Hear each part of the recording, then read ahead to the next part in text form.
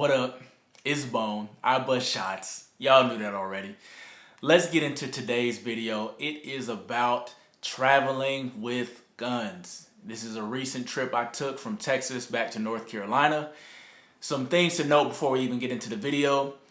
Look up reciprocity. If you have a permit in one state, like for instance Texas, and you travel to North Carolina where they do have reciprocity, you can carry in Texas just like you could carry in North Carolina. Now look up the local gun laws because each state is going to have different laws, and when you're in those states you have to abide by that state's gun laws. Also, if you're in a constitutional carry state and you do not need a permit to carry, don't assume just because you're in a constitutional carry state you can go to another state and carry without a permit. That's why it is recommended to get your permit in whatever state that you're in, just to provide you reciprocity as you travel throughout America. Now, this is probably my 20 to 25th time traveling with a gun, so I do have some experience doing this, and you'll see that when we get into the video. Also, random side note, I do have a crazy story where I had to interact with some SWAT-looking guys and actually teach them how to do their job when I was traveling with a firearm one time a while back. And if you want to know that story, comment below. I'll make a video about the story at another time. Don't forget to like the video, subscribe to the channel, and let's get into it. Our journey begins at a local DFW gun range. I had to pick up a box of hollow points before the trip for my carry gun.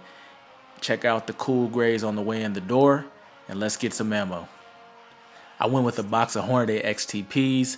It's definitely important to have hollow points in your carry gun because they're more effective against the target. They expand on impact and they avoid over penetration. You don't want to hit anything by mistake behind the target. Gotta check out the H&Ks before we leave. I'm a big H&K fan, and check out these beauties. Check out the Gratitude 11s, the Coke White AF1s, and here's a few bag search notices that TSA has given me from previous trips. Let's get into the packing of the actual firearm. It has got to be unloaded first and foremost in a hard-sided container, which is lockable. You could have external locks like I had here, and even then it's not required, but I always put a gun lock on the actual pistol itself, even though it's in the locked container, just in case anyone was to get into the container, the gun is still locked up. In addition to that, the magazines need to be locked in the same box as well. And as for the ammo, make sure that it's in the original packaging. Do not have stray rounds floating around the box or you will likely get in trouble. After you're all done with that, lock the box up, and remember, this must go in your checked bag. Do not try and carry this on the plane or you will be going to jail. Almost forgot my spare mag.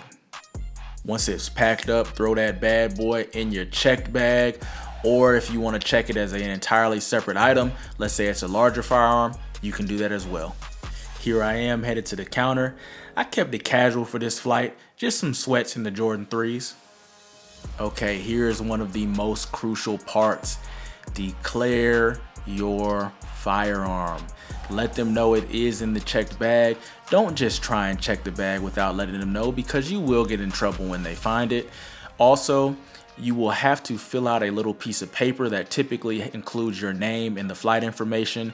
Some airlines will actually include your address on that, and then they will attach that piece of paper to the box itself. It just lets TSA know that there is a firearm in the bag should they have any questions about it. Here I am catching flights, not feelings, flying over the great state of North Carolina. And there you have it.